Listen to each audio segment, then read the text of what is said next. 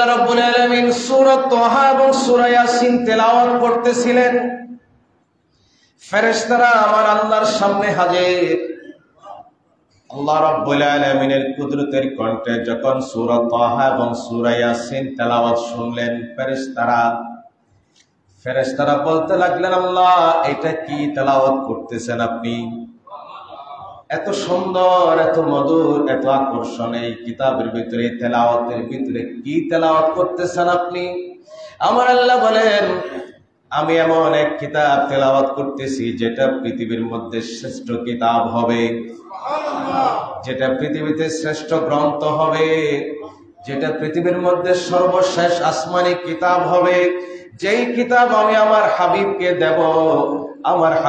দেব, আমার হাবিবের উম্মতের জন্য যে কিতাব আমি নাজিল করব, সেই কিতাবের মধ্যে সূরা তাহা এবং সূরা ইয়াসিন আছে। এই দুটি সূরা আমি তোমাদের সামনে তেলাওয়াত করলাম। তখন ফেরেশতারা বলতে লাগলো, হে আল্লাহ, এই কিতাব যাদের প্রতি নাজিল করা হবে, যাদেরকে এই কিতাব দেওয়া হবে, তারা কতই না সৌভাগ্যবান, তারা কত সৌভাগ্যবান।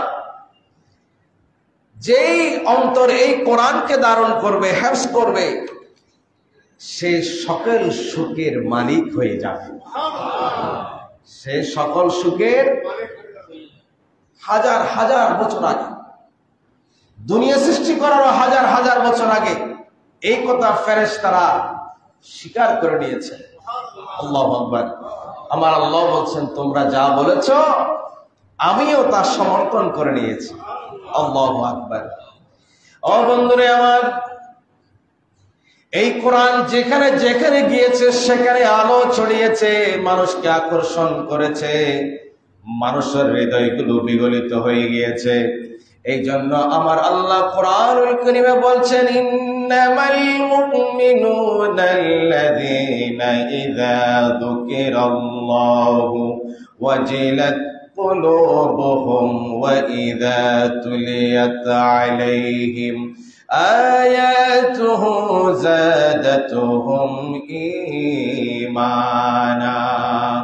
ঈমানদারদের সামনে যখন এই কোরআন তেলাওয়াত করা হয়, তাদের অন্তরগুলো গলে যায়, মোমের মতো গলে যায়, এবং তাদের ঈমান বেড়ে যায়, ঈমানের সাগরে জোয়ার এসে যায়।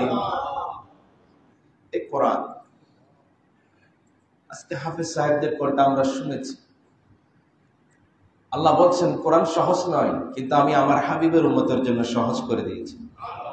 ওয়ালাকাদ ইয়াসসারনাল কোরআন লিযিকরি ফাহাল মিন মুদ্দাকির। এই কোরআন আমি চর্চা করার জন্য, তেলাওয়াতের জন্য, গবেষণার জন্য আমি কোরআনকে সহজ করে দিয়েছি। ফাহাল মিন মুদ্দাকির, কেউ আছো কি কোরআন নিয়ে গবেষণা করবে? আল্লাহর প্রশ্ন। অতএব আমাদেরকে কোরআন নিয়ে গবেষণা করতে হবে। আল্লাহ বলছেন, লাউ আনজালনা হাযাল কুরআন আলা জাবালিন লারাআইতা। এই কোরআন যদি আমি পাহাড়ের উপরে নাজিল করতাম, তোমরা দেখতে, লারাআইতাহু খাশিআম মুতাসাদ্দিআম মিন খাশিয়াতিল্লাহ। পাহাড়ের উপরে নাজিল করলে এই কোরআনের ভারে পাহাড় দুমড়ে মুচড়ে যেত। আল্লাহর ভয়ে সে পাহাড় তরতর করে কাঁপত। আর আমি আমার হাবিবের উম্মতের জন্য এই কোরআনকে সহজ করে দিয়েছি। আমার হাবিবের উম্মত যেন কোরআন মুখস্থ করতে পারে, কোরআন যেন বুঝতে পারে, কোরআন যেন উপলব্ধি করতে পারে। সুবহান। এই কোরআন তেলাওয়াত করলেও আমাদের অন্তরে পরিবর্তন আসে না, চোখ দিয়ে পানি আসে না। একজন সাহাবী কোরআন তেলাওয়াত করছিলেন, তো রাসূল বলছেন, আইনাল বুকা। সাহাবী কোরআন তেলাওয়াত করতেছে আর চোখে পানি নেই, এটা তো হতে পারে না। কোরআন তেলাওয়াত করো, তোমার চোখের পানি কোথায়, কান্না কোথায়? কোরআন তেলাওয়াত করলে তো কাঁদতে হবে, কোরআন তেলাওয়াত করলে তো অন্তর ভয়ে, আতঙ্কে, আল্লাহর ভয়ে, খৌফে ইলাহির কারণে অন্তর তরতর করে কাঁদতে হবে। আমাদের ভিতরে সেই জজবা কিন্তু নেই। আমার আল্লাহ রাব্বুল আলামিন কোরআনের ভিতরে এমন আকর্ষণ দিলেন, এমন মধু দিলেন, এমন জাদু দিলেন, কাফির মুশরিকরা বলতে শুরু করেছে, এটা কোরআন বলো কোনো কথা নয়, এটা হলো জাদুঘরের কথা। এটা কি জাদুঘরের? আমার রসুলকে তারা জাদুঘর বলেছিল, রসুলকে তারা কবি বলেছে। কোরআনের ভিতরে এত চাকচিক্য, এত মাধুর্য, কাফিররা কোনোভাবে বিশ্বাস করতে পারে না এটা যে কোরআন। না, তারা বলে যে না এটা তো জাদু, এটা জাদুঘরের কথা। আবার বলে যে না এটা কোরআন নয়, এটা তো কবির কথা। আল্লাহ বলছেন ইন্নাহু লাকাউল রাসূলিন কারীম, এটা আমার সম্মানিত রসুলের কথা, আল্লাহর পক্ষ থেকে পেয়েছেন। ওয়ামা হুয়া ইয়াকুলুশ শাইর, এটা কোন শায়রের কথা নয়, এটা কবির কবিতা নয়, এটা আমার রসুলের পবিত্র কথা, এটা আল্লাহর পক্ষ থেকে প্রাপ্ত কালাম। জোরে বলেন সুবহানাল্লাহ। এবং তারা বলছেন ওয়ালা বিকৌলি কাহিন, তারা নবীকে গণক বলেছেন। আমার আল্লাহ বলছেন না এটা গণকের কথা নয়, এটা জাদুঘরের কথা নয়। কলিলাম মা তাযাক্কারুন, কিন্তু কম মানুষই এটা বুঝতে পারে। সুবহানাল্লাহ। রাসূল করিম সাল্লাল্লাহু আলাইহি সাল্লামের কণ্ঠে যখন কোরআন তেলাওয়াত হতো, কাফির মুশরিকরা রাসূলের কণ্ঠে তেলাওয়াত শুনে তাদের অন্তর পরিবর্তন হয়ে যায়। আমার নবীজির জামানায় একজন কাফির ছিল, তুফাইল ইবনে আমর। তিনি পরবর্তীতে মুসলমান হয়েছেন, সাহাবী হয়েছেন। তুফাইল ইবনে আমর রাদিয়াল্লাহু তাআলা তিনি এসেছিলেন আমার নবীজির কাছে, অন্য দেশ থেকে, অন্য অঞ্চল থেকে নবীজির কাছে এসেছিলেন। নবীজির সাথে দেখা করার আগে মক্কার সর্দারদের সাথে, কাফির মুশরিকদের সাথে বৈঠক হয়েছে। মক্কার সর্দারেরা, কাফেরেরা তুফাইল ইবনে আমরকে স্পষ্ট ভাষায় বলে দিয়েছে মুহাম্মদের সাথে সাক্ষাৎ করবে না। মুহাম্মাদের সাথে সাক্ষাৎ করলে তোমার অন্তর পরিবর্তন হয়ে যাবে, বাপদাদার ধর্ম তুমি ভুলে যাবে, তোমার ঐতিহ্য তুমি ভুলে যাবে।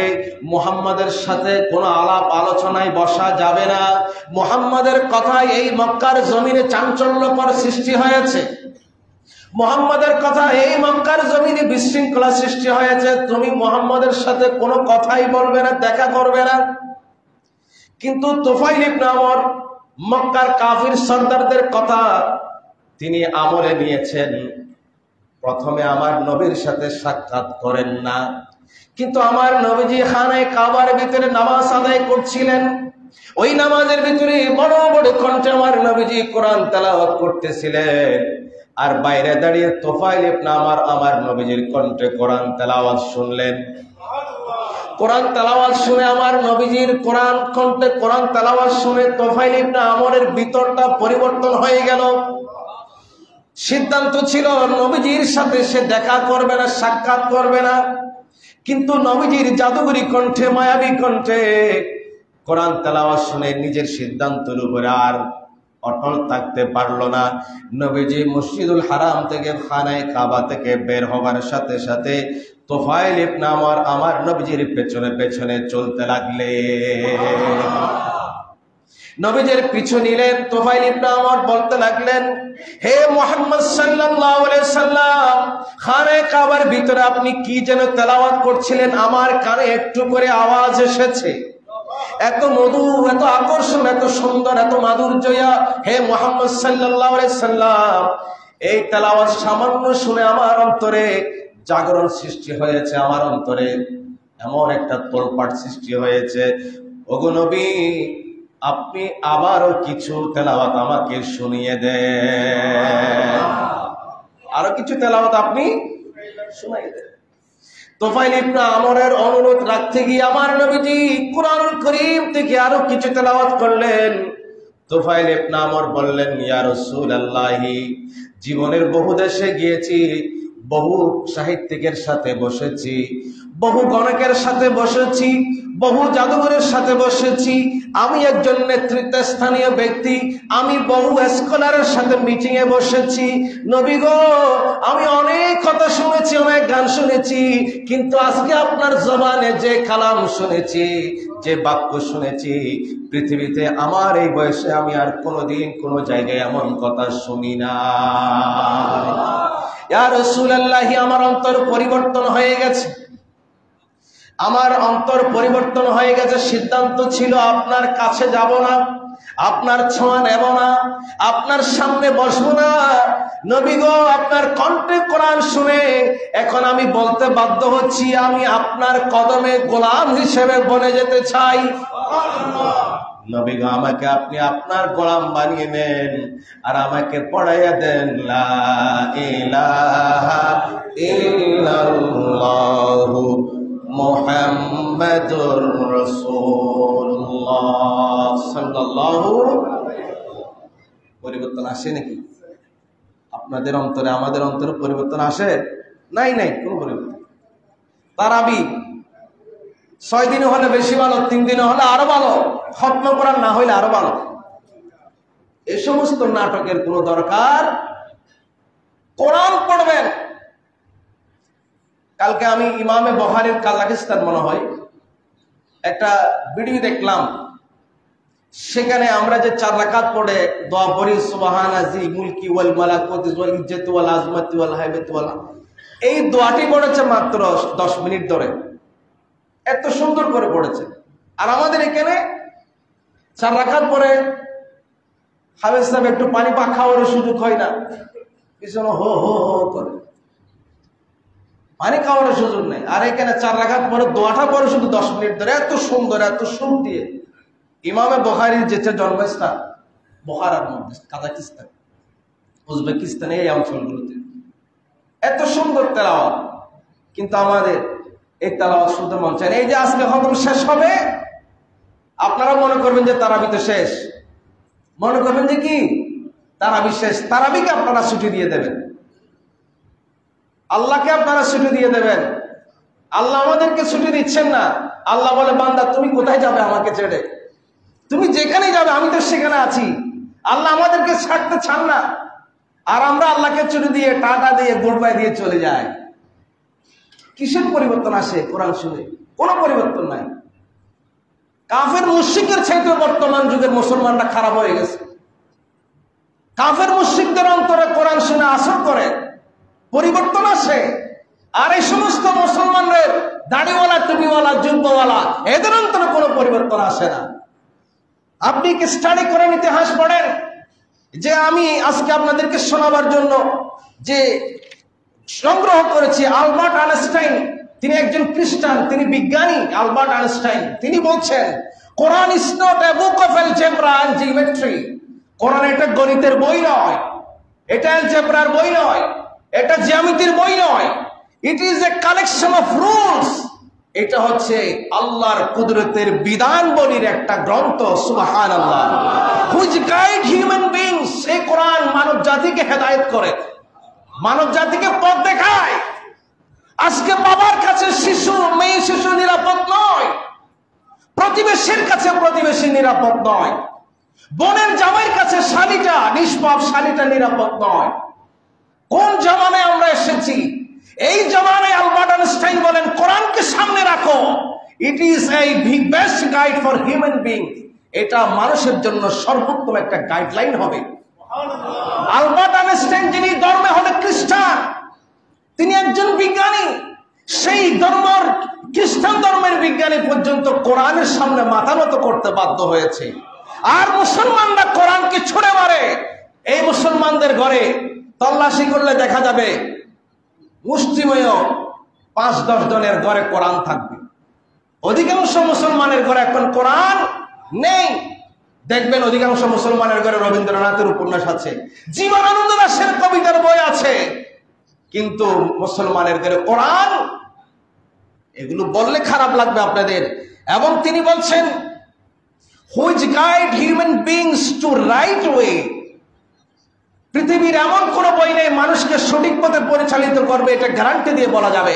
আর আলবার্ট আইনস্টাইন বলছেন, এই কোরআন মুসলিম উম্মাহকে নয়, সমগ্র মানব জাতিকে, মুসলমান হোক, হিন্দু হোক, খ্রিস্টান হোক, বৌদ্ধ হোক, চাকমা হোক, মারমা হোক, গোটা মানব জাতিকে সঠিক পথে পথ দেখাবে।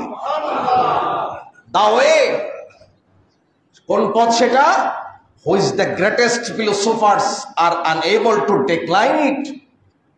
এমন পথে এই কোরআন মানুষকে পরিচালিত করবে, যে পথ সম্পর্কে, মত সম্পর্কে, আদর্শ সম্পর্কে সিস্টেম সম্পর্কে পৃথিবীর কোন স্কলার ভুল ত্রুটি দোষ ত্রুটি খুঁজে বের করতে পারবে লা রাইবা ফিহি।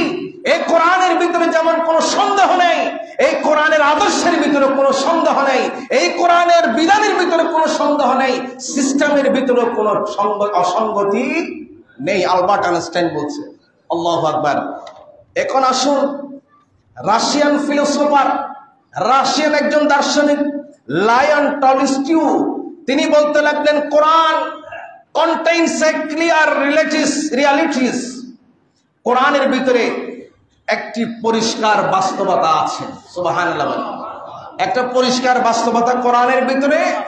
শুধু এখন নয়, আজকে তো 1500 বছর চলতেছে কোরআন নাজিল হয়েছে। এইভাবে 15,000 বছর পরেও, 15,000 কোটি বছর পরেও যদি কোরআন নিয়ে কেউ গবেষণা করে, দেখা যাবে 15,000 কোটি বছর পরেও কোরআনের সাথে বাস্তবতার সাথে মিলে গেছে। আল্লাহু আকবার। আমাদের এই পৃথিবীতে এখন যা ঘটনা ঘটছে সবগুলো কোরআনে আছে, সবগুলো কোরআনে আছে।